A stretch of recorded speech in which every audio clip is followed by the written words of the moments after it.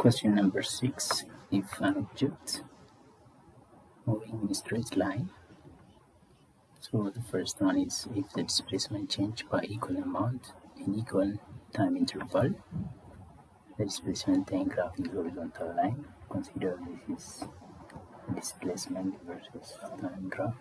This is time and this is the displacement.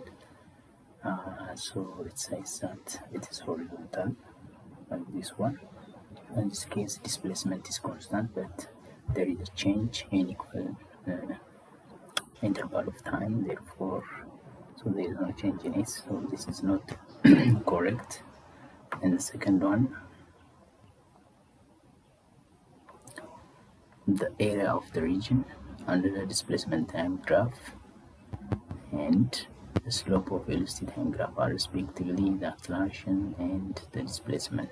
The first one is displacement time graph. This is the displacement, and this one is the time. So the displacement time graph. Let's say this is the slope. So here we have S initial, here we have S final. So change in S is equal to S final minus S initial. It's a displacement. So over time will give you the velocity. So the velocity calculated like this.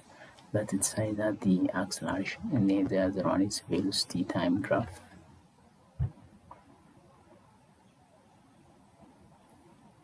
So velocity, this is the velocity time graph. So this one is the velocity time graph. So the change in velocity or slope represented simply v final minus v initial. So over t of this one change in time will give you the acceleration. So this is question alternative B is not correct. So when you go to C, if the velocity increases by equal amount in equal interval, then the velocity time graph is a straight line with positive slope. This is correct. It is similar to A. And D, the slope of displacement time graph and the area of region under acceleration time graph respectively, the acceleration and velocity.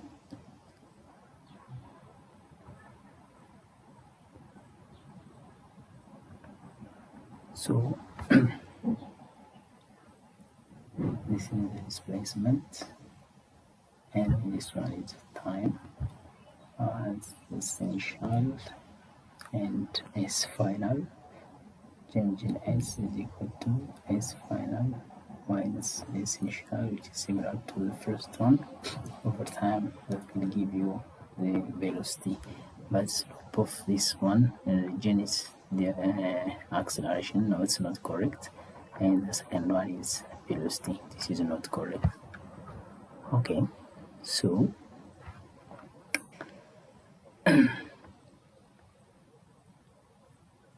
yeah, by the way, see, in this one it's not horizontal line time graph, but see, if the velocity increases by equal amount in equal interval of time, the velocity time graph is straight line and positive slope. Now that's correct. That's correct. This is velocity and this is time. So this shows that it increases with equal interval of time. So we have v initial and v final. So the acceleration is constant. Those v final minus v initial, which have the same slope, constant slope, change over t. Therefore, from this it's possible to write that acceleration versus t graph is horizontal line. Time graph is horizontal. So the correct answer is C. C is the correct answer. So the next question.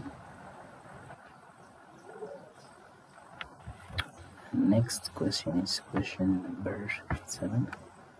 Which of the following is true about satellite motion? So a satellite moving close to the Earth takes longer time to complete one revolution than satellites farther from the Earth. This is completely wrong. So those satellites which is far from the Earth may take 29 times the time which it takes for Earth to rotate around the Sun. So this is wrong. So for two satellites moving around Earth at equal orbital radius, so let's say this is the Earth. We have two satellites. One is this one, the other is this one. But it says that we have two masses. One is heavier, the other is very small. Let's say this is mass, this is smaller one. So at equal radius, the heavier satellite has large period. Let's calculate the period. So the period is simply 2 pi r, which is the circumference, and divided by the orbital velocity. So first we find the orbital velocity. We know that force is equal to the gravitational constant, mass of the Earth, mass of satellite, divided by radius of the Earth times height of the satellite, the whole square. And this is equal to mass of the satellite and multiply by AC. So this will be mass of satellites cancelled by mass of satellites, and this is equal to V orbital square over radius of the Earth plus height of the satellites. So finally we have gravitational constant, mass of the Earth divided by radius of the Earth, actual satellite square times orbital velocity square divided by radius plus height of the satellite. This cancelled by this one. So the orbital velocity gravitational times mass of the Earth divided by r plus h value, which is equal to v square. So orbital velocity is equal to r square root of gravitational constant mass of the Earth r plus h value. So it depends upon the h value. So if we have larger h and smaller h value, if the h value just so there is no change in the values of v. So no change in the values of v means we have t value which is different from that one. So they have the same radius. H value says that two satellites moving around the Earth at equal orbital radius, which means this value is the same. Therefore, v is the same, so the period is the same.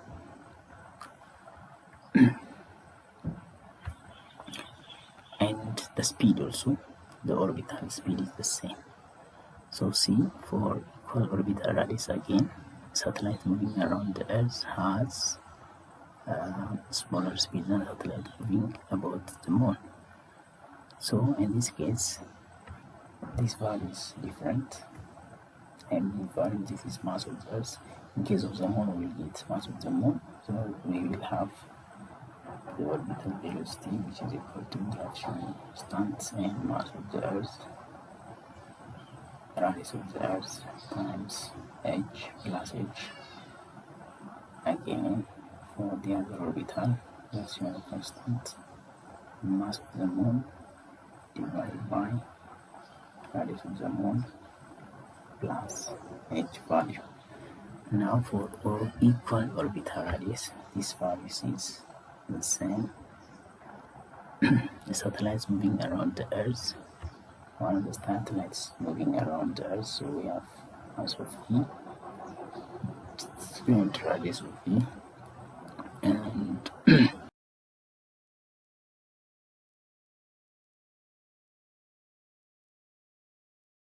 satellite close to the Earth is faster than a satellite far from the Earth. So this is smaller means this is smaller means this one is larger, and this is larger means this is smaller. So satellites close to the Earth means R is very small, so V will be less faster, so D is the correct answer. Okay, let's proceed to question number 8. A block of mass is placed on horizontal surface.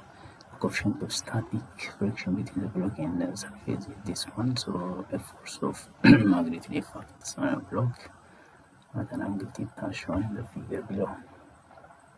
So the minimum magnitude of the force required to slide the block on the surface is, now we are going to find the minimum amount. So this can be calculated easily as follows. We have the object here. This is the force F and theta, and the coefficient of friction is represented by this one. So the horizontal force is F cos theta, and the vertical one F sine theta. So normal force is equal to mg plus F sine theta. This is a normal force. So frictional force is equal to normal force multiplied by the coefficient of friction. So normal force is mass times gravity plus force sine theta multiplied by the coefficient.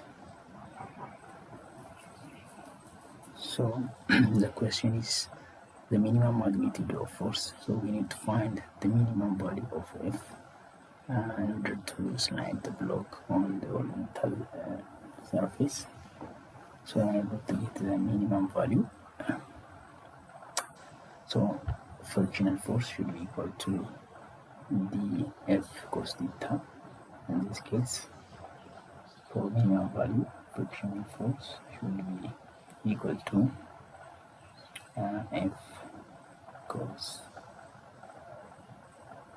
theta value. So frictional force is already known, which is equal to normal force mg plus F sine theta times the coefficient of friction is equal to F cos theta. Okay, so we are going to get this one, multiply both sides, so we get mg coefficient of friction times mg plus this one coefficient of friction force sine theta is equal to F cos theta. Okay, so let's take this one to the right side. We will get F cos theta minus this mg F cos theta minus